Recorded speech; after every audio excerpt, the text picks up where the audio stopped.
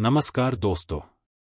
आज जो मैं कहानी सुनाने जा रहा हूं उसका नाम है ठंडा गोश्त और उसके लेखक हैं सादत हसन मंटो। ईशर सिंह जूं ही होटल के कमरे में दाखिल हुआ, कुलवंत कौर पलंग पर से उठी। अपनी तेज तेज आंखों से उसकी तरफ घूर के देखा और दरवाजे की चटकनी बंद कर दी। रात के 12 बज चुके थे। शहर का मुज़ाफ़ात एक अजीब पुरअसरार खामोशी में गिरफ्त था। कुलवंत कौर पलंग पर आलती पालती मारकर बैठ गई। ईशर सिंह जो थालिबन अपने परागंदा ख्यालात के उलझे हुए धागे खोल रहा, हाथ में कृपान लिए एक कोने में खड़ा था। चंद लम्हात इसी तरह खामोशी में गुजर गए। कुलवंत कौर को थोड़ी देर के बाद अपना आसन पसंद न आया और वो दोनों टांगे पलंग से नीचे लटका कर हिलाने लगी। ईशर सिंह फिर भी कुछ ना बोला। कुलवंत कौर भरे भरे हाथ पैरों वाली औरत थी। चौड़े चकले कूल्हे, थल-थल करने वाले गोश्त से भरपूर कुछ बहुत ही ज्यादा ऊपर को उठा हुआ सीना, तेज आंखें, बालाई होंठ पर बालों का सुरमई गुबार, थोड़ी की साफ्त से पता चलता था कि बड़े धड़ल्ले की औरत है। ईशर सिंह गोसर नेवड़ाए एक कोने में चुपचाप खड़ा था। सर पर उसकी कसकर बांधी हुई पगड़ी ढीली हो रही थी। उसके हाथ जो कृपान थामे हुए थे, थोड़े थोड़े लरजां थे, मगर उसके थदो कामत और दो खाल से पता चलता था कि कुलवंत कौर जैसी औरत के लिए मौजूद तरीन मर्द है। चंद और लम्हात जब इसी तरह खामोशी से गुजर गए तो कुलवंत कौर छलक पड़ी, लेकिन तेज तेज आंखों को बचाकर वो सिर्फ इस कदर कह सकी, ईशर सैया। ईशर सिंह ने गर्दन उठाकर कुलवंत कौर की तरफ देखा, मगर उसकी निगाहों की गोलियों की ताब न लाकर मुंह दूसरी तरफ मोड़ लिया। कुलवंत कौर चिल्लाई, ईशर सैया, लेकिन फौरन ही आवाज भींच ली और पलंग पर से उठकर उसकी जानिब जाते हुए बोली, कहाँ रहे तुम इतने दिन? ईशर सिंह ने खुश्क होंठों पर जबान फेरी, मुझे मालूम नहीं। कुलवंत कौर भन्ना गई, ये भी कोई माँ या जवाब है? ईशर सिंह ने कृपान एक तरफ फेंक दी और पलंग पर लेट गया। ऐसा मालूम होता था कि वो कई दिनों का बीमार है। कुलवंत कौर ने पलंग की तरफ देखा, जो अब ईशर सिंह से लबालब भरा था। उसके दिल में हमदर्दी का जज्बा पैदा हो गया। चुनांचे उसके माथे पर हाथ रखकर उसने बड़े प्यार से पूछा, जानी क्या हुआ है तुम्हें? ईशर सिंह छत की तरफ देख रहा था। उससे निगाहें हटाकर उसने कुलवंत कौर के मानूस चेहरे को टटोलना शुरू किया, कुलवंत। आवाज में दर्द था। कुलवंत कौर सारी की सारी सिमटकर अपने बालाई होंठ में आ गई, हा जानी, कहकर वो उसको दांतों से काटने लगी। ईशर सिंह ने पगड़ी उतार दी। कुलवंत कौर की तरफ सहारा लेने वाली निगाहों से देखा, उसके गोश्त भरे कूल्हे पर जोर से धप्पा मारा और सर को झटका देकर अपने आप से कहा, ये कुड़ी का दिमाग ही धराब है। झटका देने से उसके केस खुल गए। कुलवंत कौर उंगलियों से उनमें कंघी करने लगी। ऐसा करते हुए उसने बड़े प्यार से पूछा, ईशर सैया, कहाँ रहे तुम इतने दिन? बुरे की माँ के घर। ईशर सिंह ने कुलवंत कौर को घूर के देखा और दफ्तन दोनों हाथों से उसके उभरे हुए सीने को मसलने लगा। कसम वाहगुरु की बड़ी जानदार औरत है। कुलवंत कौर ने एक अदा के साथ ईशर सिंह के हाथ एक तरफ झटक दिए और पूछा, तुम्हें मेरी थसम बताओ, कहाँ रहे? शहर गए थे? ईशर सिंह ने एक ही लपेट में अपने बालों का जूड़ा बनाते हुए जवाब दिया, नहीं। कुलवंत कौर चिढ़ गई, नहीं, तुम जरूर शहर गए थे। और तुमने बहुत सा रुपया लूटा है, जो मुझसे छुपा रहे हो। वो अपने बाप का तुढ़म न हो जो तुमसे झूठ बोले। कुलवंत कौर थोड़ी देर के लिए खामोश हो गई, लेकिन फौरन ही भड़क उठी। लेकिन मेरी समझ में नहीं आता, उस रात तुम्हें क्या हुआ? अच्छे भले मेरे साथ लेटे थे, मुझे तुमने वो तमाम गहने पहना रखे थे जो तुम शहर से लूट कर लाए थे। मेरी भपियां ले रहे थे, पर जाने एकदम तुम्हें क्या हुआ, उठे और कपड़े पहनकर बाहर निकल गए। ईशर सिंह का रंग जर्द हो गया। कुलवंत कौर ने ये तब्दीली देखते ही कहा, देखा कैसे रंग नीला पड़ गया। ईशर सैया, कसम वाहगुरु की, जरूर कुछ दाल में काला है। तेरी जान की ठसम, कुछ भी नहीं। ईशर सिंह की आवाज बेजान थी। कुलवंत कौर का शुभा और ज्यादा मजबूत हो गया। बालाई होंठ भींचकर उसने एक एक लफ्ज पर जोर देते हुए कहा, ईशर सैया, क्या बात है? तुम वो नहीं हो जो आज से 8 रोज पहले थे?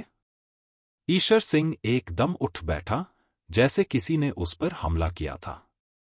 कुलवंत कौर को अपने तनोमंद बाजुओं में समेटकर उसने पूरी कुव्वत के साथ उसे भंभोड़ना शुरू कर दिया।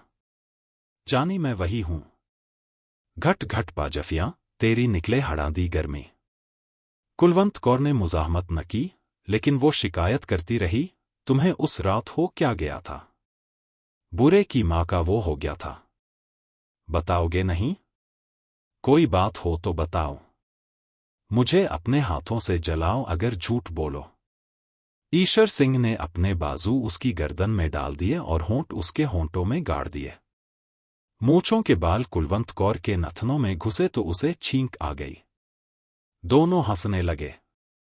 ईशर सिंह ने अपनी सदरी उतार दी और कुलवंत कौर को शहवत भरी नजरों से देखकर कहा, आ जाओ, एक बाजी ताश की हो जाए। कुलवंत कौर के बालाई होंठ पर पसीने की नन्ही नन्ही बूंदें फूट आईं। एक अदा के साथ उसने अपनी आंखों की पुतलियां घुमाईं और कहा, चल दफान हो। ईशर सिंह ने उसके भरे हुए कूल्हे पर जोर से चुटकी भरी। कुलवंत कौर तड़प कर एक तरफ हट गई। न कर ईशर सैया, मेरे दर्द होता है। ईशर सिंह ने आगे बढ़कर कुलवंत कौर का बालाई होंठ अपने दांतों तले दबा लिया और किचकिचाने लगा। कुलवंत कौर बिल्कुल पिघल गई। ईशर सिंह ने अपना कुर्ता उतार के फेंक दिया और कहा, लो, फिर हो जाए तो रुप चाल। कुलवंत कौर का बालाई होंठ कपक पाने लगा। ईशर सिंह ने दोनों हाथों से कुलवंत कौर की थमीज का घेरा पकड़ा और जिस तरह बकरे की खाल उतारते हैं, इसी तरह उसको उतार कर एक तरफ रख दिया। फिर उसने घूर के उसके नंगे बदन को देखा और जोर से उसके बाजू पर चुटकी भरते हुए कहा, कुलवंत, कसम वाहगुरु की, बड़ी करारी औरत है तू। कुलवंत कौर अपने बाजू पर उभरते हुए लाल धब्बे को देखने लगी। बड़ा जालिम है तू ईशर सैया। ईशर सिंह अपनी घनी काली मूंछों में मुस्कुराया, होने दे आज जुल्म, और ये कहकर उसने मजीद जुल्म ढाने शुरू किए। कुलवंत कौर का बालाई होंठ दांतों तले किचकिचाया। कान की लवों को काटा, उभरे हुए सीने को भंभोड़ा, उभरे हुए कूल्हों पर आवाज पैदा करने वाले चाटे मारे। गालों के मुंह भर भर के बोसे लिए। चूस चूस कर उसका सारा सीना थूकों से लथेड़ दिया। कुलवंत कौर तेज आंच पर चढ़ी हुई हांडी की तरह उबलने लगी।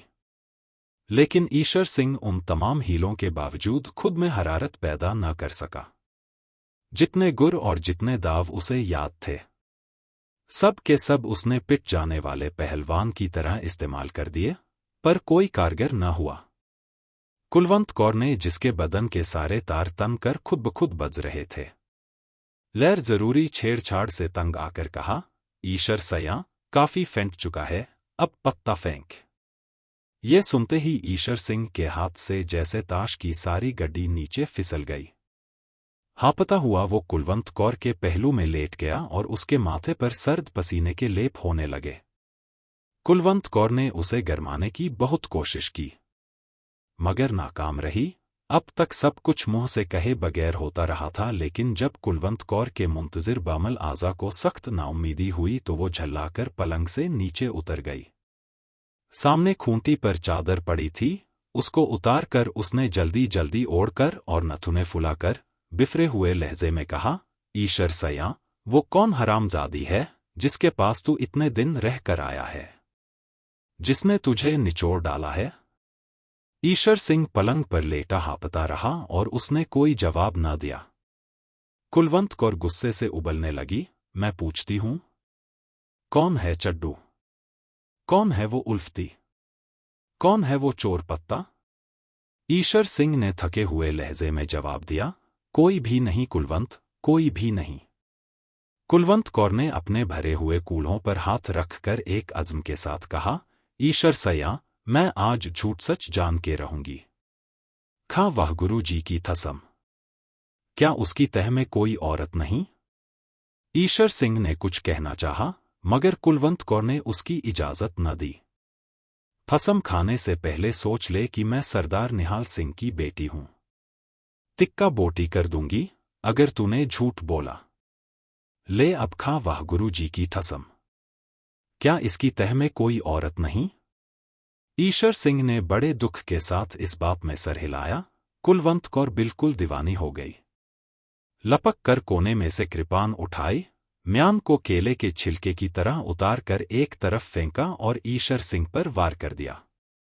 आन की आन में लहू के फव्वारे छूट पड़े।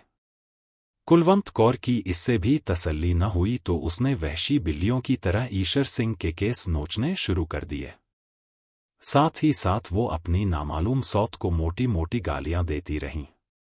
ईश्वर सिंह ने थोड़ी देर के बाद नहाहत भरी इल्तिजा की, जाने दे अब कुलवंत, जाने दे।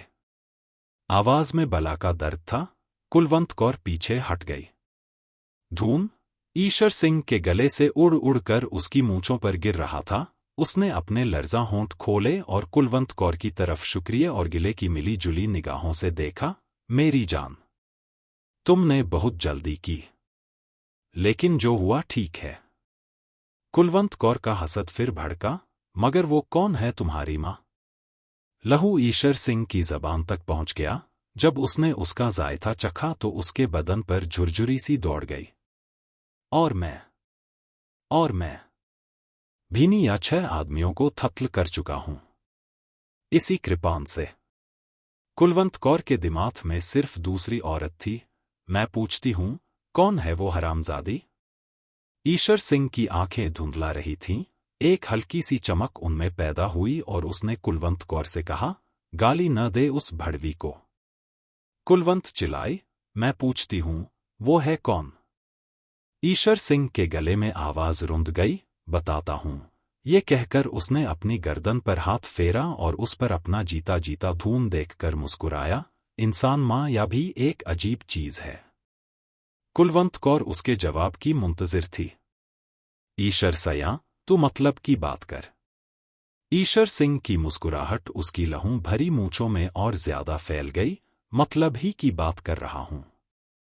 गला चिरा है मां या मेरा? अब धीरे धीरे ही सारी बात बताऊंगा। और जब वो बात बनाने लगा तो उसके माथे पर ठंडे पसीने के लेप होने लगे। कुलवंत, मेरी जान, मैं तुम्हें नहीं बता सकता मेरे साथ क्या हुआ। इंसान कुड़िया भी एक अजीब चीज है। शहर में लूट मची तो सबकी तरह मैंने भी उसमें हिस्सा लिया। गहने पाते और रुपए पैसे जो भी हाथ लगे वो मैंने तुम्हें दे दिए। लेकिन एक बात तुम्हें ना बताई। ईश्वर सिंह ने घाव में दर्द महसूस किया और कराहने लगा। कुलवंत कौर ने उसकी तरफ तवज्जो न दी और बड़ी बेरहमी से पूछा, कौन सी बात? ईश्वर सिंह ने मूंछों पर जमते हुए लहू को फूंक के जरिए से उड़ाते हुए कहा, जिस मकान पर मैंने धावा बोला था उसमें 7 आदमी थे। 6 मैंने फत्ल कर दिए। इसी कृपान से जिससे तूने मुझे छोड़ उसे। सुन, एक लड़की थी बहुत सुंदर, उसको उठा मैं अपने साथ ले आया। कुलवंत कौर खामोश सुनती रही।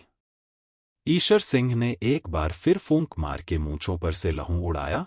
कुलवंत जानी, मैं तुमसे क्या कहूं, कितनी सुंदर थी।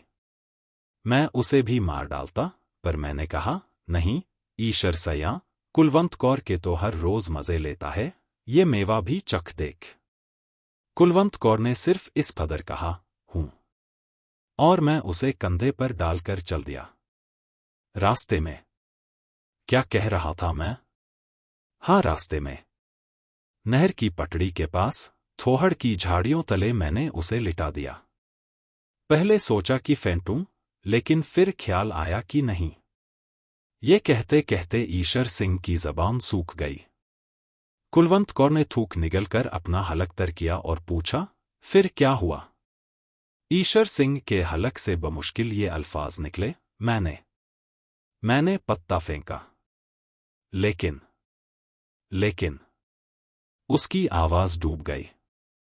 कुलवंत कौर ने उसे झंझोड़ा, फिर क्या हुआ?